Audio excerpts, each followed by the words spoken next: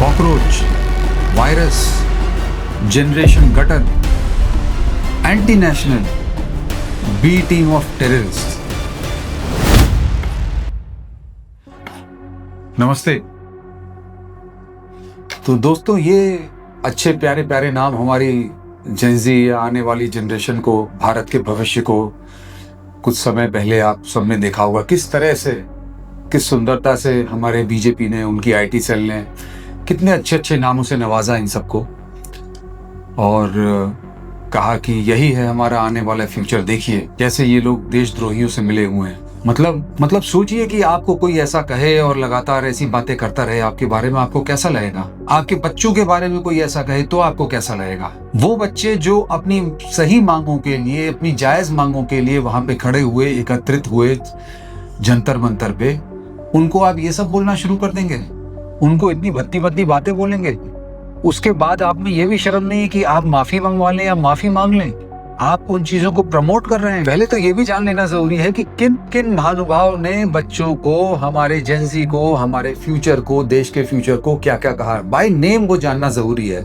शुरुआत तो हमारे chief justice of India Suryakant साहब ने करी दी थी जब इनको कॉकरोच नाम दिया, और बहुत बहुत धन्यवाद है उनको बहुत प्रणाम है कि भाई आपने इतना अच्छा काम किया कि यदि आप ये चीज़ नहीं कहते या नहीं करते तो ये कॉकरोच जनता पार्टी, ये आंदोलन, ये सब चीज़ें होती नहीं। तो वो कहते हैं ना, ईश्वर जो करता है, भगवान जो करता है ना, वो सही करता है। तो भगवान ने भी सोच समझ से ये सब कार्य कराया। आपके शुभ मुंह से, आपकी शुभ जुबान से ये लफ्ज निकले, ये सब ऊपर वाले की लीला थी। उसकी लीला अपरंपार है और आप समझ ही नहीं पाए। उन्होंने आपके मुंह से ये शब्द निकलवाए और देखिए कितना बड़ा आंदोलन ये खड़ा हो गया। सबसे पहले हमें थैंक यू बोलना चाहिए इस सब के लिए, अगर बीजेपी को, इस देश को, इस देश के स्टूडेंट्स को, तो वो है चीफ जस्टिस ऑफ इंडिया को, क्योंकि उनके बिना ये सब कुछ संभव ही नहीं था। ये ना ये इकट्ठे होते, ना कुछ होता, कुछ हो ही नहीं सकता था। तो इसलिए चीफ जस्टिस ऑफ इंडिया साहब को आज सलाम। नितिन नवीन साहब ने इनको वायरस कहा।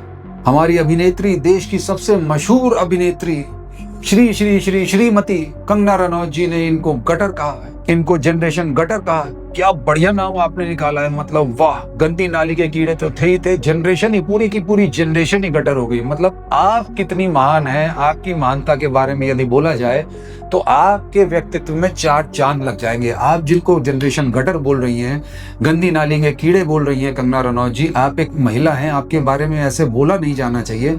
मगर थोड़ा सा आप पीछे जाएं, अपने अतीत को अगर देखें, और आप जिस एज ब्रैकेट से आती हैं, आप जिस जनरेशन से आती हैं, आपने क्या क्या काम किए हैं, क्या क्या कारनामे किए हैं, अगर उनके ऊपर बोला जाए तो पूरा एक एपिसोड आपके ऊपर ही बन जाएगा। इसलिए प्लीज कृपा करके किसी के ऊपर, स्पेशली हमारे बच्चों के ऊपर, देश के भविष्य के ऊपर इतनी भद्दी टिप्पणी करने से पहले अपने अंदर, अपने गिराबान में झांक के देख लीजिए। लोगों को मत याद दिलाइए कि कैसे, किस उम्र में आप आदित्य पंचोली जी के साथ या फलाने में और भी एक्टर्स हैं, मैं उनका नाम नहीं लेना चाहता, मैं इस तरह की भद्दी भाषा नहीं इस्तेमाल करना चाहता, आपके ऊपर सबके सामने कोई लांछन नहीं लगाना चाहता, मगर आपका जो कैरेक्टर यूज नहीं करना चाह रहा हूं मैं वर्ड, मगर आपकी जो प्रक्रिया रही है ना इतने सालों में, इतने सारे लोगों के साथ जो आपकी यारी दोस्ती आपने निभाई है, वो भी किसी गटर छाप काम से कम नहीं थी। आप कहेंगे कि आपको पर्सनल मैटर था, यहाँ भी ये इन बच्चों का पर्सनल मैटर था, इनकी जिंदगी का मैटर है, इनकी एजुकेशन का मैटर है, भारत के भविष्य का मैटर है। आप इनको जनरेशन गटर बुला रही हैं, पूरी पूरी जनरेशन को। प्लीज मुझे ये कहने पे मजबूर मत करिए कि शायद यदि आपके बच्चे होते तो आप इस तरह की भाषा का इस्तेमाल नहीं करती उन बच्चों के लिए। मगर हाँ, चूंकि आप भी अंधभक्ति कैटेगरीज में आ जाती हैं और इस बड़े व्यापक से अंधभक्तों का जो समूह है उसमें आ जाती हैं। हाँ, यहाँ पे एक बात और कहना जरूरी है, इन अंधभक्तों के भी कुछ बच्चे वहां पे गए होंगे, आई एम श्योर। ये जो जनरेशन थी जहाँ पे इकट्ठा हुई, इन्होंने अपना सब चीज, सब बेड़ियां तोड़ते हुए वहां पे आए थे। बहुत सारे ऐसे बच्चे थे जिनके फैमिली मेंबर्स की, जिनके माँ बाप की, उनके पूर्वजों का बीजेपी से ताल्लुकात रहा है और अभी भी बीजेपी में है। वो बच्चे भी इस आंदोलन में शामिल हुए थे, तो वो सब भी जो है गटर हो गए, जनरेशन गटर हो गए। सबको आपने, रनौत जी, आपने इतना बढ़िया नाम दिया है कि मतलब आपको शर्म आनी चाहिए। आप किस प्रकार की सशक्त महिला हुआ करती थी, आपको लोग देखते थे, आप मतलब किसी से भी लड़ सकती थी, किसी के भी मतलब गलत बात के अगेंस्ट स्टैंड करती थी, स्टैंड लेती भी थी। मगर इतना घटिया स्टैंडर्ड आपने मतलब बीजेपी में आकर के आपको क्या हो गया? मतलब ऐसा मत करिए, अपना खुद का व्यक्तित्व भी रखिए, उसको बचा करके रखिए। इस तरह की गंदी भाषा इस्तेमाल करना देश के बच्चों के लिए कहीं से भी आपको शोभा नहीं देता। आपकी चिट्ठी, आपके पत्र अगर खुलने शुरू होंगे तो आप भी शर्मिंदा होकर के कहीं कोने में छुपी पाई जाएंगी। और पूरी बीजेपी और उनकी आईटी सेल तो हमारे बच्चों को एंटी नेशनल तो घोषित कर ही चुकी थी। बीजेपी का कोई भी व्यक्ति देख लीजिए, कोई भी हो, इनको एंटी नेशनल से नीचे तो बोल ही नहीं रहा था। और धर्मेंद्र प्रधान जी तो जाते जाते और बढ़िया इनको मतलब so called terrorist, B team of terrorist बोल करके चले गए। मतलब बहुत ही बढ़िया, मतलब इतना बढ़िया, मतलब यही मत रुकिए, मैं बता रहा हूँ यही मत रुकिए। आप सही जाने, ये बी टीम ऑफ टेररिस्ट नहीं है, ये टेररिस्ट ही है, ए टीम भी नहीं है, यही टेररिस्ट है। ये साले नहीं टेररिस्ट, ये नहीं एंटी नेशनल। मैं आपको बता रहा हूँ, मुंबई बॉम्ब ब्लास्ट जो हुआ था वो इन्होंने ही कराया था। ये तब छोटे छोटे रूप में थे, वायरस बन के इधर उधर घूमते थे, गंदी नाली के कीड़े थे साले, ये तब जो है उसी रूप में घूमते थे, तब भी ये जनता थे। और अब इन्होंने मानव रूप ले लिया है। बिल्कुल सही कहा आपने, पार्लियामेंट अटैक जो हुआ था वो भी इन्होंने किया था। ये जेंजी, ये छोटे छोटे कहीं घूम रहे होंगे, इन्होंने पता नहीं आप क्या कर दिया, उन सबको इन्फिल्ट्रेट कराया था, अंदर बुलाया था और अटैक इन्होंने ही करवाया था। आप समझिए इस बात को, ये जेंजी के कारनामे थे। पुलवामा में जो 40 किलो RTX आए, जिसके आज तक पता ही नहीं चला कहाँ से आया, क्या आया, कुछ बता ही नहीं पा रहे हैं लोग कि कहाँ से इतना बड़ा जो है जखीरा आ गया बॉम्ब का, RTX का और इन सब का। वो भी मैं बता रहा हूँ, आप यार कहाँ इंक्वायरी करवाते हो? आपको पता ही नहीं है, ये इन्होंने लाया था, ये जेंजी लाए थे, आपको पता ही नहीं है। बी टीम ऑफ टेररिस्ट हैं ये, यही लाए थे, यही सपोर्ट किए थे। जितने भी एंटी नेशनल्स होते हैं, जितने भी टेररिस्ट आते हैं जो वहां से घुसते हैं अंदर, उनको यही तो रास्ता दिखाते हैं। आप कहाँ इधर उधर भटक रहे हो? अरे दिल्ली पुलिस को बोलते हैं, वो पट्टा लेकर के पिछवाड़े लाल करते, अपने आप बोलते जी हम लाए थे RTX, हमने उनको दी थी, हमने सपोर्ट करवाया था। हम बस के नीचे और जो सामने गाड़ी आके लड़ी थी हम ही ने करवाया था भाई। और पहलगाम में जो गोली चली थी जिसमें 26 लोग जो है मारे गए थे, अरे उसमें तो 100% इन्हीं का हाथ था। यही है असली टेररिस्ट। अरे इनको पकड़ लेते ना तो ये पूरा टेररिज्म का जो है जो चल रहा है ना, इतना सारा खर्चा, व्यापक बंदोबस्त और ये आर्मी मिलिट्री, किसी की चीज की जरूरत ही नहीं थी। इनको अंदर करते, जितने जंतर मंतर पे आए थे, एक कॉर्डन करते, इनको सराउंड करके और इनको सबको जेल में डालते, सब दिक्कतें सॉल्व हो जाती। मैं आपको पता नहीं क्या यार, इतने बड़े बड़े महानुभाव हैं आपके पास पूरे, मतलब जो आपका मार्गदर्शन करते हैं, कितना ऐसा काम नहीं करवा पाए आप लोग? कैसे मतलब ऐसे काम चलेगा? देश का हित कैसे होगा आप बताइए? और अमित शाह साहब को तो सीख लेना चाहिए था उनसे, सम्राट चौधरी साहब से, अपने छोटे भाई से, कि भाई ऐसे लकड़ी है और ये सब मार करके और करंट वरंट लगवा के कुछ नहीं होगा। अरे सीधे AK-47 उन्होंने चलवाई थी, यहाँ चलवाते, चारों तरफ लगवाते, धाए धाए एक तरफ से लाइन कराते, सब खत्म, लाइन एंड लेंथ। अरे इनको सही हो जाते, कुछ होता ही नहीं, मतलब एकदम फर्स्ट क्लास एकदम हो जाता। और एक और महानुभाव है जिनको नया नया नाम दिया इन्होंने, इन जेंजी को, जिन्होंने बहुत बढ़िया बढ़िया शब्द बोले। एक और महानुभाव है मुकेश खन्ना साहब, हमारे याद है वो शक्तिमान, वो ऐसे बोल बोल घूमते थे और कहीं का कहीं पहुंच जाते थे, कमाल करते थे।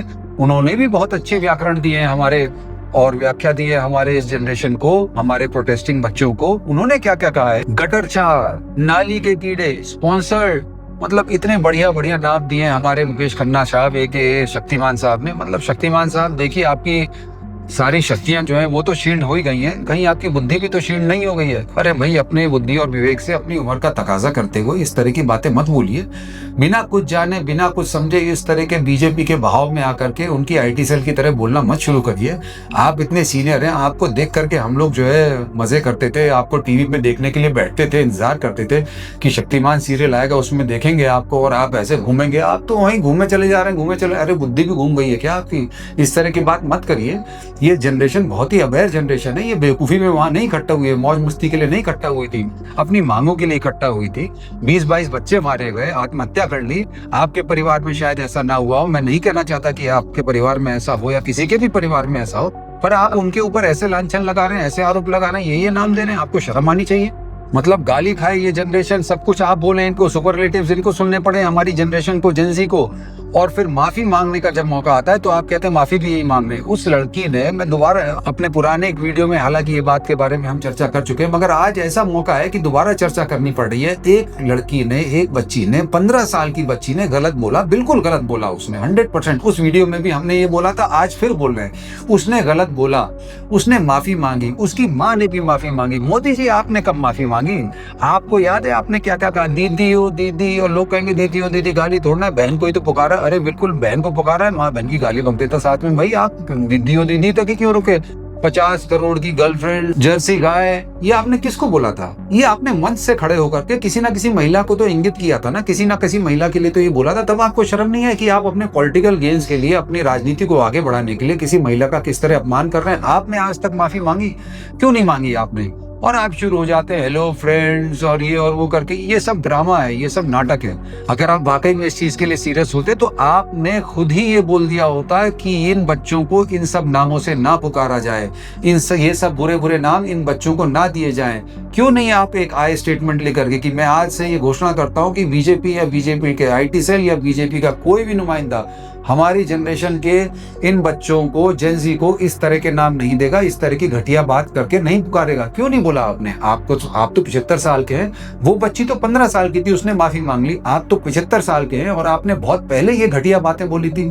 आपने आज तक उनके लिए नहीं माफी मांगी और आप उससे एक्सपेक्ट कर रहे हैं कि जो है वो माफी मांग ले। उसने तो मांग ली, उसकी माँ ने भी मांग ली। और दूसरी बात मैं ये भी कहना चाहता हूँ कि भाई उसने जो आप जो बार बार बोल रहे हैं ना, बड़े प्रेम से आप आकर के बोले कि मेरी माँ को गाली बकी। अरे भैया, आपकी माँ को गाली नहीं बकी, आपको माँ की गाली बकी। को और की में अंतर होता है। मैं फिर से ये कह रहा हूँ कि हम सपोर्ट नहीं करते कि माँ की गाली बकना भी गलत है, बिल्कुल गलत किया उसने।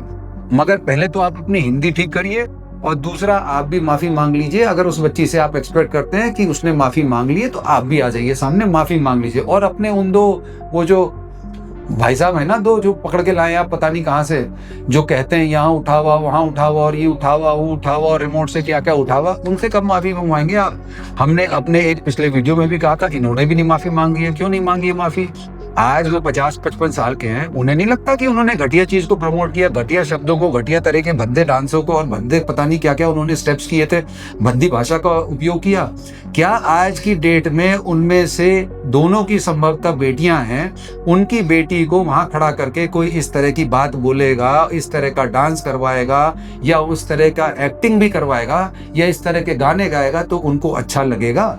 यदि उनको नहीं अच्छा लगेगा और वो ये चीज नहीं बर्दाश्त कर सकते कि उनकी बेटियों के साथ ये हो, तो उन्हें भी माफी मांगनी चाहिए कि हाँ, मैंने अपनी जवानी में उस समय उस वातावरण में रहते हुए मैंने गलती की और मुझे उस चीज का प्रायश्चित है, मुझे वो नहीं करना चाहिए था। मांग लीजिए ना माफी। सब माफी कर देते हैं, सब लोग माफी मांग लेते हैं तो माफ कर देती है। हम लोग का, हिंदुस्तानियों का दिल बहुत बड़ा है, हम सबको माफ कर देते हैं। इनको भी माफ कर देंगे, आपको भी माफ कर देंगे, अमित शाह साहब को भी माफ कर देंगे। मगर वो तो इतने एरोगेंस में चूर हैं कि वो तो भैया कुछ बयान देने ही नहीं आ रहे हैं। अब पता नहीं, उनका एरोगेंस तो पहले था मगर अब पता नहीं कि डर है कि क्या है कि जो है पार्लियामेंट तो आ रहे हैं मगर सदन में नहीं आ रहे हैं। वही जाने भाई, अपनी माया के तो वही स्वामी हैं, तो वही बता सकते हैं कि क्या कर रहे हैं। मगर माफी उन्होंने भी नहीं मांगी है।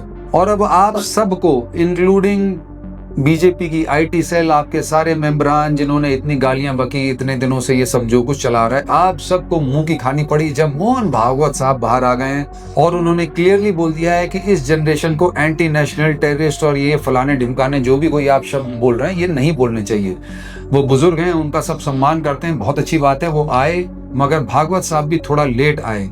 अगर थोड़ा पहले आते तो इनके अहंकार टूटता। आपकी सरकार का भागवत साहब, जो इतने सीनियर लोग आपने बिठा रखे हैं ना, और ये जो अहंकार से भरे जा रहे हैं, इनका गुब्बारा जो भरा जा रहा है और इन स्टूडेंट्स ने जो पंचर किया है ना, ये बड़ा जरूरी था। आप आए मगर थोड़ा लेट आए। अगर आप समय से आते तो इनको इतना अहंकारी होने की आवश्यकता नहीं पड़ती। इतनी भद्दी भाषा हमारे प्रोटेस्टर्स को भी कहने की जरूरत नहीं पड़ती जहां उन्होंने कही है। और हम ये बार बार कह रहे हैं कि हाँ, कई जगह सीमा का, उस रेखा का पालन नहीं किया गया, उसको लांघा गया। अगर बच्चों ने लांघा है तो आपने भी लांघा है, बीजेपी ने भी लांघा है। और यही कारण है कि आज मोहन भागवत साहब को बाहर आकर के कहना पड़ रहा है कि भाई स्टॉप ऑल दिस नॉनसेंस, ये सब बकवास बंद करो और बच्चों को इस तरह की बात मत करो। तभी आपको जो है बकल आ रही है। और आप देखिएगा आने वाले दिनों में जितने भी बीजेपी के नेता हैं जिन्होंने ये सुपरलेटिव्स बोले थे हमारे बच्चों के लिए, जनरेशन के लिए, वो सब बाहर आएंगे और या तो अपने बयान को या अपने कथन को वापस ले लेंगे या कह देंगे कि जी मैंने तो उस टाइम गलती से बोल दिया था, मेरे मुंह से निकल गया, मेरा मतलब वो नहीं था। झूठ बोलने में तो आप लोग हैं ही एक नंबर आगे, तो इसमें भी कहीं ना कहीं झूठ बोल करके इसको कवर कर लेंगे। मगर एक बात तो साफ, और ये कि मोहन भागवत साहब और आरएसएस और बीजेपी और जितने भी इनके लोग हैं सो कॉल्ड अनबक, ये जान चुके हैं कि इस जनरेशन से पंगा मत लो वरना ये नंगा कर देती है। नमस्ते, जय हिंद।